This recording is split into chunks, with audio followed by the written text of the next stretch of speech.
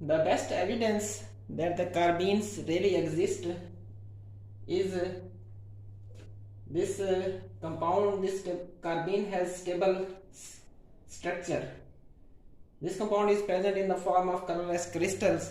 So we know that any compound which has formed the crystal, we can do the X-ray analysis of it. So single crystal X-ray analysis of this compound showed that this carbene, the bond angle around this carbene is 102 degree. So this is an evidence that carbene really exists. But these stable carbenes are exceptions. Many carbenes are very much reactive and can be absorbed or trapped at low temperature in frozen argon. The techniques which used to determine their structure are electron spin resonance and Fourier transform infrared spectroscopy. These are two very useful techniques to determine the structure. So here the carbenes can be divided into two main groups. One is the singlet carbene and other are the triplet carbenes. So in the case of singlet carbene, the bond angle is 100 to 110, whereas the triplet carbene, the bond angle is 130 to 150 degrees. So these triplet carbenes have linear structure. These bond angle in case of the triplet carbene is observed by electron spin resonance, because electron spin resonance technique can detect the unpaired electrons. So this can be explained through the hybridization. Here you can see if this carbon is sp hybridized, then this carbon will make sigma bond with this hydrogen through sps hybridization, and another sigma bond this carbon will make through this sps hybridization to another hydrogen. So the two electrons, so total number of two valence electrons will be accommodated in these two p orbitals. So these two p orbitals will occupy one electron in each p orbital with the parallel spin, so making it triplet. So this so in other way, through molecular orbital theory we can explain this. So this is sp, 2sp orbitals of the carbon which make the sigma bond with 1s of the one hydrogen. So two electrons will be accommodated in one with one hydrogen, the sigma bond will be formed, and same another sp orbital of the carbon will overlap with the hydrogen s orbital, and these two electrons are accommodated in the sigma orbitals. So two sigma bonds through sps hybridization will be accommodated. So the total number of the electrons are 6. So one electron in each p orbital will be accommodated with the parallel spin. So this is the explanation. This is one case when the carbon is sp hybridized. So other case we will discuss through when the carbon is sp2 hybridized. So this is the second case when carbon is sp2 hybridized. So this is the explanation for the triplet carbene. When the carbon is sp2 hybridized, this carbon will make the sigma bond through sp2s hybridization and then with one hydrogen, and then same this carbon with sp2s hybridization will make the sigma bond with this hydrogen, and the two electrons which is with the parallel spin, one occupy in the p orbital, another electron will occupy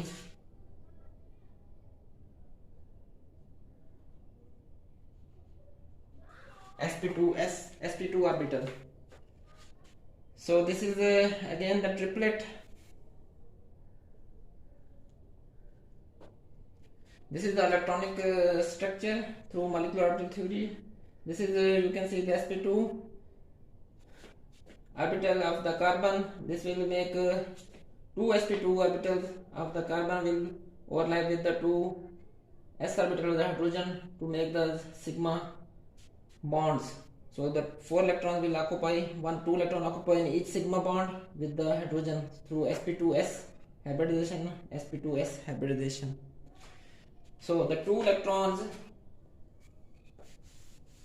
valence electrons one will occupy the p orbital and the other valence electron will occupy the sp2 orbital. So this is the other case of the triplet carbene when the carbon is sp2 hybridized. So this is the second case when the carbon is sp2 hybridized. So here you can see these carbenes have this carbon is sp2 hybridized. This will make the sigma bond through sp2s hybridization with this hydrogen atom, and this will again form another sigma bond through sp2s hybridization with another hydrogen. So the two valence electron on the carbene, one electron will occupy the p orbital and the other electron will occupy the sp2 orbital. So this is the electronic structure. This carbon atom with sp2, it's sp2s hybridization. It will make the sigma bond with one hydrogen, and through the through s orbital of the hydrogen will overlap with the sp2 hybridized orbital of the carbon to make another sigma bond. So these two electrons will occupy in two sigma bond. So these are the four electrons which will make the sigma bond. So as the two valence electron on the carbene, one will occupy in the p orbital while the other electron will occupy in the sp2 orbital. So this is the explanation that how electrons when the carbon is sp2 hybridized. This is the explanation for the triplet carbene. So this is the explanation when the carbon is sp2 hybridized for the singlet carbene. In the case of the singlet carbene, the bond angle is 100 to 110 degree.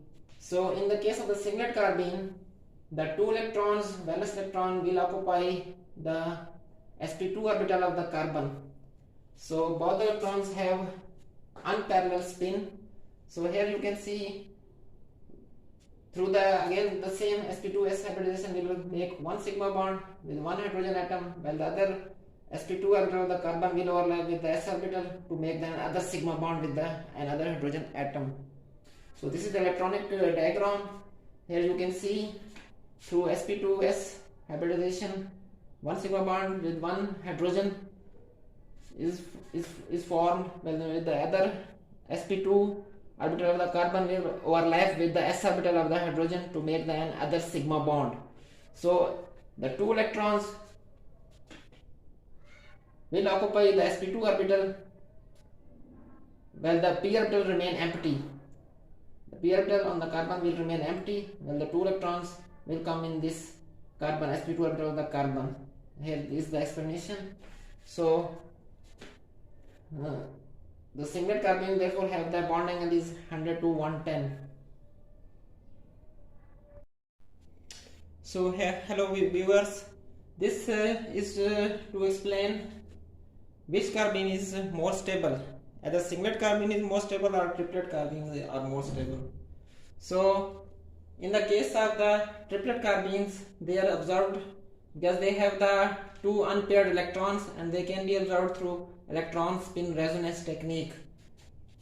Whereas in case of the singlet carbenes, as they have the paired electrons, so they are not observed through electron spin resonance technique. So in the case of the singlet carbene, the two electron will occupy the non-bonding sp2 orbital of the carbon, and in case of the triplet carbenes, the two valence electron, one electron will occupy the p orbital and other electron will occupy the sp2 non-bonding sp2 orbital. So the bond angle in case of the triplet carbene is 130 to 150. So according to the Vesper theory, valence electron pair repulsion theory, if you study some of these points, there's in the case of the triplet carbenes, there is only one electron which is present in one electron is present in the non-bonding p orbital and other electron is present in the non-bonding sp2 orbital. So the bond angle, as greater is the bond angle, so less will be the repulsion, and this is there. Here in case of the triplet carbene, there is only one electron repulsion, which is less as compared to the two electron repulsion. And in the case of this singlet carbene, as the bond angle is 100 to 110, so bond angle is also less, there will be the more repulsion between this sigma bond and these two electrons which are present in the paired electrons. So there it causes more repulsion. So therefore the singlet carbenes are therefore the triplet carbenes are more stable according to the Vesper theory as compared to the singlet carbenes.